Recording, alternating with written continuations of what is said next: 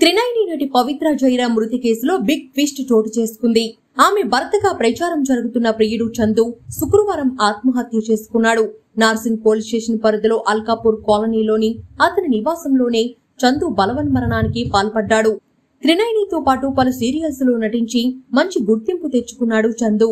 2015లో శిల్పను ప్రేమ వివాహం చేసుకున్న చందుకు 2 పిల్లలు కూడా ఉన్నారు. అయితే 6 ఏళ్లుగా చందు టీవీ నటి పవిత్ర జయరాంతో రిలేషన్షిప్ లో ఉన్నట్లు తెలుస్తుంది. త్వరలోనే 2 పెళ్లి కూడా చేసుకోవాలనుకున్నారు. అయితే ఇంతలోనే పవిత్ర రోడ్డు ప్రమాదంలో కన్నుమూసింది. ఆమె తన స్నేహితులతో కలిసి కారులో బెంగళూరు నుంచి హైదరాబాద్ వెళుతుండగా ఈ ఘోర ప్రమాదం చోటు చేసుకుంది. ఇదే యాక్సిడెంట్ లో చందు కూడా తీవ్ర గాయాలతో బయటపడ్డాడు. ఆ తర్వాత పలుసార్లు పవిత్రను గుర్తు తెచ్చుకొని ఎమోషనల్ అయ్యాడు. అయితే అతను ఇంతలోనే ఆత్మహత్యకు పాల్పడడం తీవ్ర చర్చనీయాంశమైంది. కాగా ఘటనా స్థలానికి చేరుకున్న పోలీసులు క్లూస్ టీం ప్రాథమిక ఆధారాలను సేకరించే పనిలో పడ్డారు. అలాగే నటుడి ఆత్మహత్యకు గల కారణాలపై పోలీసులు విచారణ ప్రారంభించారు. ప్రస్తుతం రాధమ్మ పెళ్లి, కార్తీక దీపం తదితర సీరియల్స్ లో నటిస్తున్నాడు చందు.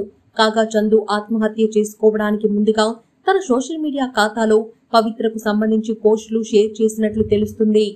ఈ రోజు నా పవిత్ర పుట్టినరోజు, ఆమె నన్ను పిలుస్తుంది అని పోస్టు షేర్ చేయడం, ఆ తర్వాతే అతను ఆత్మహత్యకు పాల్పడినట్లు అనుమానిస్తున్నారు. పవిత్ర మరణాన్ని జీర్ణించుకోలేకే చందు ఇలా ప్రాణాలు తీసుకున్నాడని చాలా మంది భావిస్తున్నారు.